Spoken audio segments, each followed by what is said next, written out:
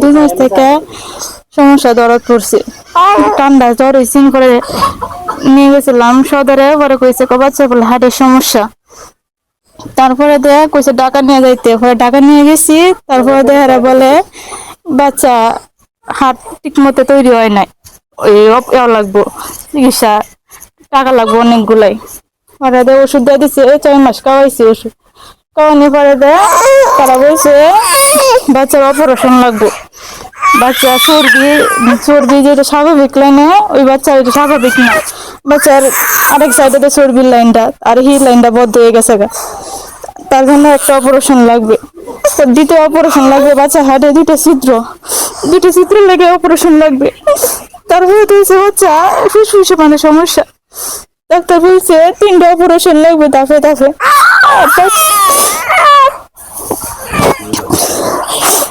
বাচ্চা সারাক্ষণ এভাবে কান্না করে। আমার বাচ্চা শুনলো আমি সবাইকে 2টি সাহায্য চাই, আমার বাচ্চার আত্মা আপনি নিয়ে গেছে। তারপরে বাচ্চা সারাক্ষণই কান্না করে, মুখ চোখ সব মিলে গেছে। বাচ্চার আসতে ফুলে যাইতেছে আস্তে আস্তে। সবার কাছে আমার বাচ্চারা সবাই সাহায্য করে। অনেকদিন ধরে অসুস্থ। আমরা জায়গাটার নাম হইল গুবদিনারায়।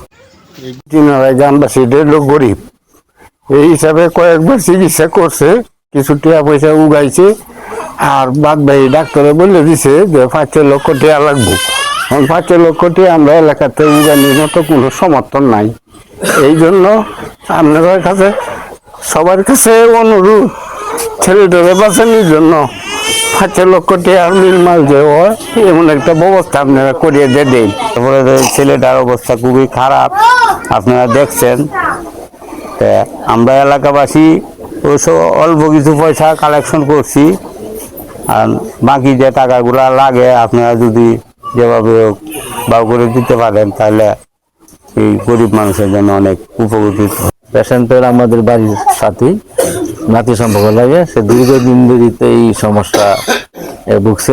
তারা তো গরিব মানুষ, একেবারে চিকিৎসা করার মতো ব্যবস্থা নেই, তাই দাঁড়ায় দাঁড়ায় ঘুরছে এবং ডাক্তারের কাছে যাচ্ছে। ডাক্তার বিভিন্ন পরামর্শ দিচ্ছে। অপারেশনের টাকা জোগাড় করা তার পক্ষে সম্ভব না। আমি সার্বিকভাবে এই সাহায্য কামনা করি।